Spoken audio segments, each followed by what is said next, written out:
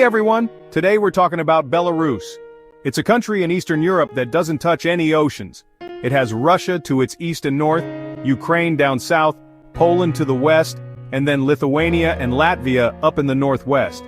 Being right in the middle like that has made Belarus a really important meeting point and sometimes a kind of safety area between other countries for a super long time. Where it is on the map has really shaped its past and how it fits in with other countries today. Belarus is about 207,600 square kilometers big. That's around the same size as Great Britain or the state of Kansas here in the US. So it's not the biggest or smallest country in Europe. This shows that this part of the world has had a history with lots of changes and sometimes tough times. Knowing where Belarus is helps us understand what the country is all about. Because of where it's located, other countries often pay a lot of attention to it. You could say that where it is on the map is a huge part of Belarus's story. So, what's the land like in Belarus? Well, it's mostly flat. It's part of a huge flat area called the East European Plain. The highest spot there, called Dzierżynskaya Hara, is only about 345 meters high. That's not very tall for a mountain.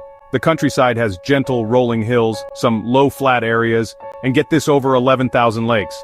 Plus, there are more than 20,000 rivers and streams that run all through the country. Some of the big ones are the Dnieper, Pripyat, Niemen, and Western Dvina rivers. These rivers and lakes are super important for getting around, for businesses, and for all the plants and animals. The weather in Belarus usually means cold winters and summers that are cool and a bit rainy.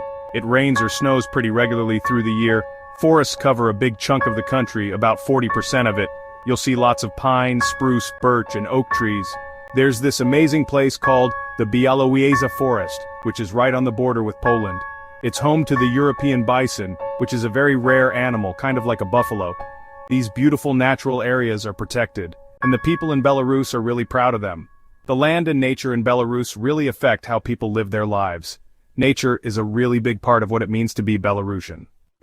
Most of the people living in Belarus have Belarusian backgrounds. There are also other important groups like Russians, Poles, and Ukrainians. About 9.2 million people live there in total.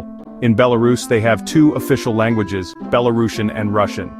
In the big cities and in the government, Russian is spoken a bit more often. Lots of Belarusians can speak both languages, and the language people choose to speak can be a big part of who they feel they are. Old traditions like folk music, dancing, and cool crafts like sewing pretty patterns, that's called embroidery, and carving things out of wood are still very much alive and popular. Their national holidays are interesting because they often mix old beliefs from before Christianity with Christian ones. A holiday called Kupala Night is a big favorite. If you had to describe the people, you'd say they're known for being strong and not giving up easily. Being friendly and welcoming to visitors, and feeling like you're part of a group or community, are really important values, especially in the smaller towns and countryside. Belarusian culture has a very long history and is special in its own way. The country's past has really shaped how people there see the world and think about things.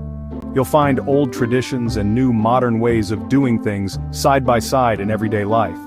People in Belarus are proud of who they are, and their identity is also something that's always growing and changing. The land now called Belarus has a long, complex history.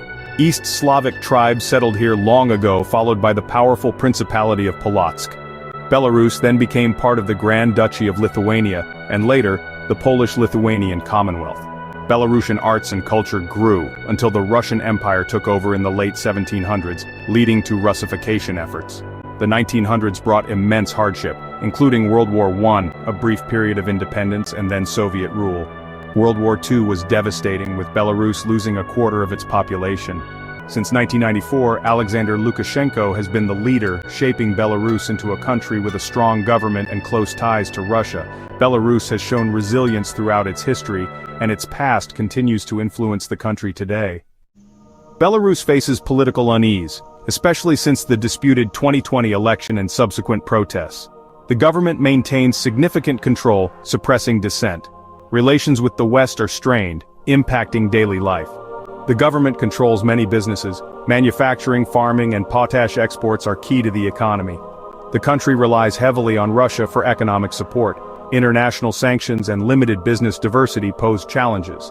A new generation seeks change, using the internet to share information. The Belarusian diaspora is increasingly vocal. The future of Belarus is uncertain, but change is possible. Internal politics and international influence will shape its path. Belarus stands at a critical juncture, its story unfolding.